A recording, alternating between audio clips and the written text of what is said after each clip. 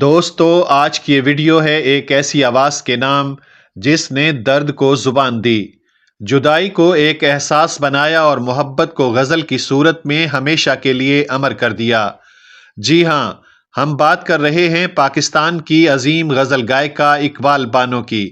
وہ اقبال بانو جن کی آواز میں ایک ایسا جادو تھا کہ سننے والے لمحوں میں اس دنیا سے نکل کر ایک اور جہان میں پہنچ جاتے تھے، اور وہ غزل جس نے انہیں شہرت کے آسمان پر ہمیشہ کے لیے روشن کر دیا۔ محبت کرنے والے کم نہ ہوں گے تیری محفل میں لیکن ہم نہ ہوں گے، اگر تو اتفاقاً مل بھی جائے تیری فرقت کے صدمے کم نہ ہوں گے، تیری محفل میں لیکن ہم نہ ہوں گے۔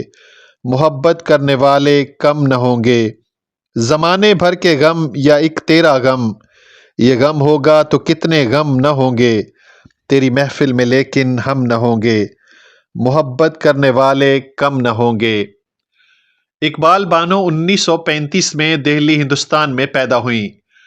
بچپن سے ہی آواز میں ایسا سوز، ایسی کھنک تھی کہ ہر سننے والا حیران ہو جاتا۔ ان کی تربیت ہوئی بھارت کے معروف استاد چاند خان سے، جو دہلی گھرانے کے کلاسیکل استاد تھے۔ یہاں سے انہوں نے ٹھمری، دادرا، خیال اور گیت کی بنیادی تربیت حاصل کی۔ قیام پاکستان کے بعد وہ 1948 میں لاہور آ گئیں، اور یہی شہر ان کا مقدر اور ان کی پہچان بن گیا۔ یہیں سے انہوں نے فلموں میں گانا بھی شروع کیا، ریڈیو بھی جوائن کیا، اور پاکستان کی موسیقی میں اپنی پہچان مضبوط کرتی چلی گئیں۔ دوستو، بہت سی آوازیں خوبصورت ہوتی ہیں، مگر اقبال بانو کی آواز خوبصورت ہونے کے ساتھ ساتھ درد بھری بھی تھی۔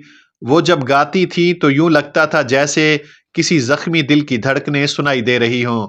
ان کی آواز میں ایک خاص بات تھی، سوز، وقار، ٹھہراؤ اور لفظوں کی تہہ تک اترنے کی صلاحیت۔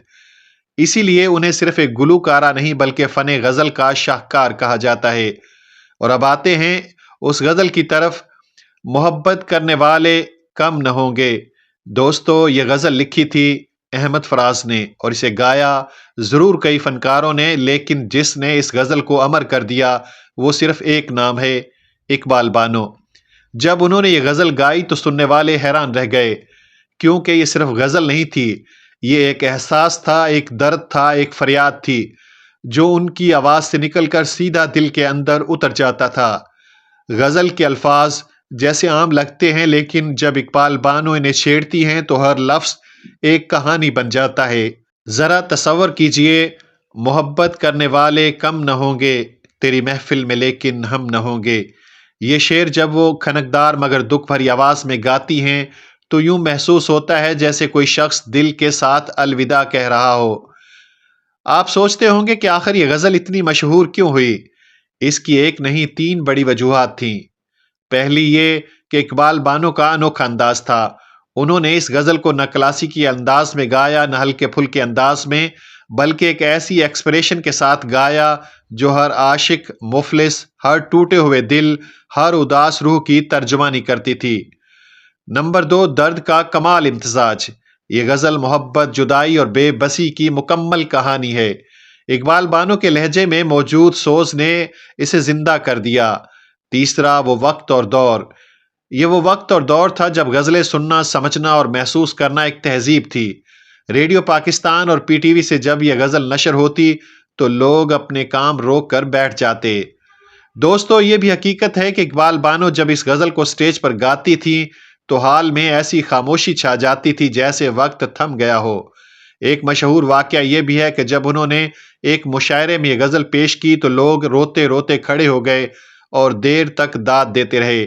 یہی وہ لمحے تھے جب فن محبت اور غزل ایک ہو جاتے تھے۔